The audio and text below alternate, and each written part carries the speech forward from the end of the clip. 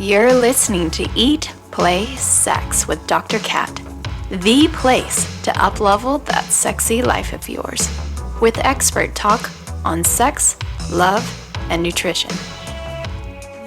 Yeah, almost like in attachment theory, we talk about co-regulation, this ability to help regulate the nervous system of our partners, and then us, as well as, being able to self-regulate, which is taking care of our own. So I'm almost seeing this pattern as you're describing, the different experts, and then here, what you're sharing here is like, we go into relationships, or I don't know, maybe you can even talk about the purpose of marriage, or in your own research but two or more people coming together to really help each other survive. Well, there are definitely benefits to marriage because people are doing it.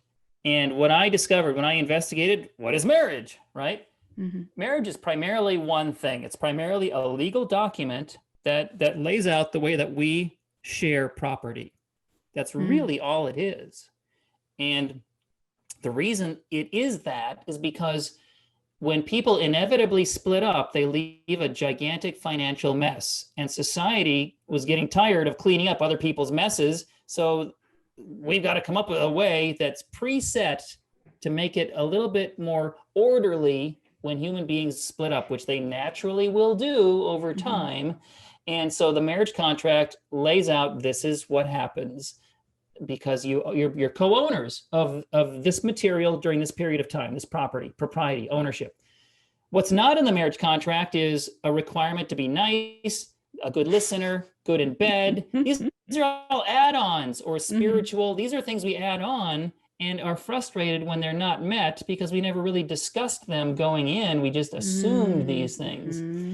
And the number one thing that the experts said that if you're thinking of getting married today, if this is on your mind, if you're considering marrying someone, the best thing you can do to increase the chances for longevity and happiness for your future, for your relationship and for your future, is to do premarital counseling.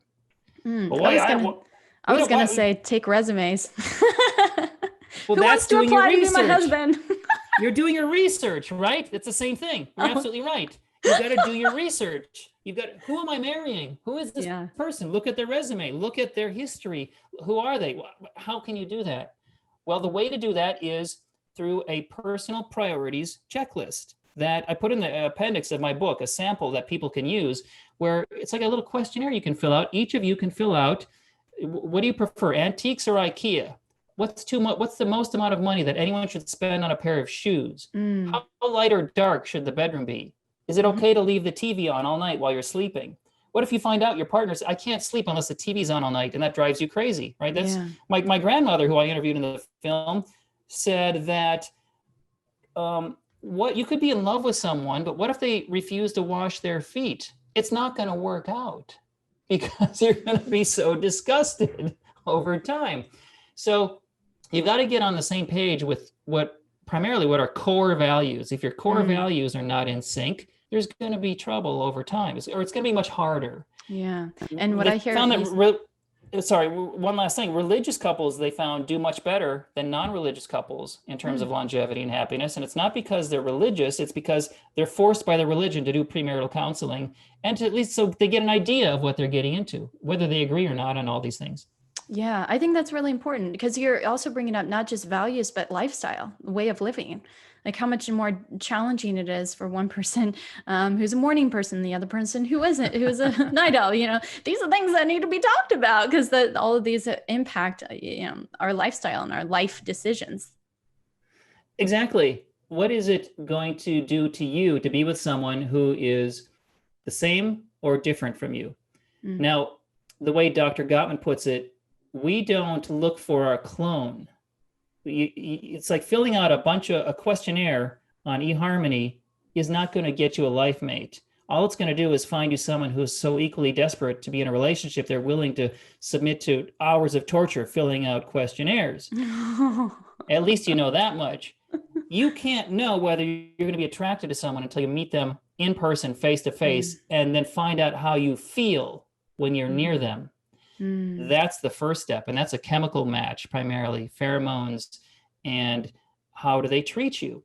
Dr. Gottman has this amazing statistic where he said that by watching couples for 5 to 10 minutes, he can predict with 90% accuracy whether they'll stay together or how happy they will be if they do stay together. And it was due to one quality that he found over and over again, was the presence of contempt expressed by either partner toward the other, which means they're not working as a team. One is being dismissive of the other, eye rolling, sighing, not valuing what your partner has to say, cutting them off, like finishing their sentences.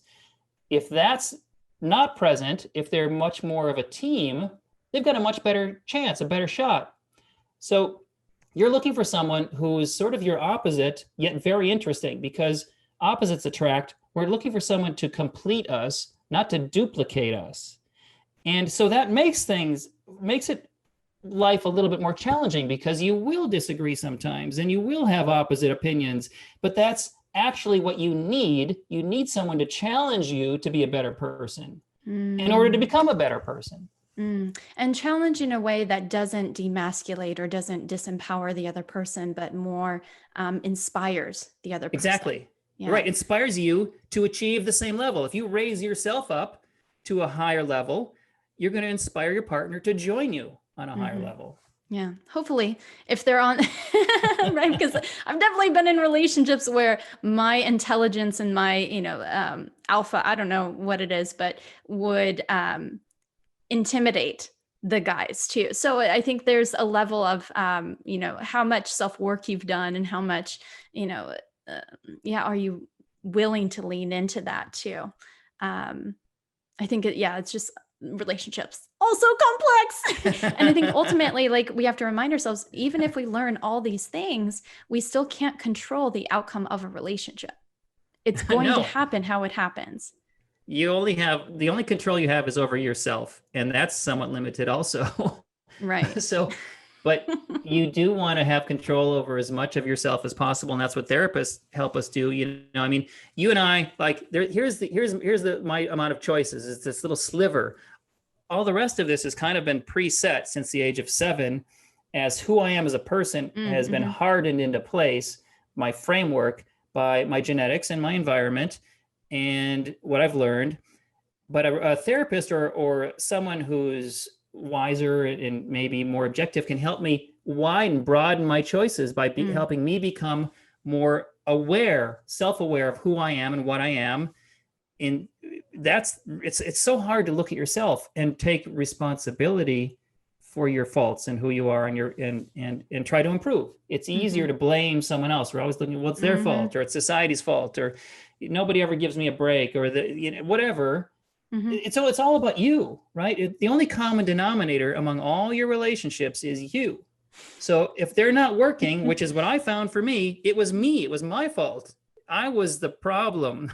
And so that's what I wanted to learn. I was so desperate to learn what was going on with me. And then as for the documentary, you get to follow along and you learn what I learned as I'm sort of solving my own problems. Yeah. And I would add to that, I would expand that even more of, holding the responsibility of ourselves and acknowledging that there's another person that's interacting with us too. So it's not just us and our problem and what's wrong with us, but also the alchemy between us and this other person. Right. And so how much of this can we take as because of us? And then how much can we also allow them to hold the responsibility too? Yeah. Excellent point, because that alchemy of two people is going to be different depending on who you choose. Sure. And if you choose a good partner, you're going to have a much better outcome than if you keep choosing that person who is the wrong person for you. You whatever it is, you need someone that you need to fix, or you want to nurse people, or whatever you're trying to change or fix about yourself through your interaction with your partner over and over again. If you can understand better who and what you are, that's why I was doing that. You can liberate yourself and increase the number of choices available to you for potential partners. And then the concept of a soulmate is something that the experts have all sort of frowned upon. They prefer to say that a soulmate is something that you grow into with someone by choosing someone who can become a good soulmate for you. Lovers, thank you again for tuning in. If you enjoyed the show, hit subscribe and head over to eatplaysex.com to connect with me and grab my sexy guides. Because my goal here is to get you to eat, play, and sex better so you can improve your sex life, which will improve every aspect of your life. Until next time, keep it sexy.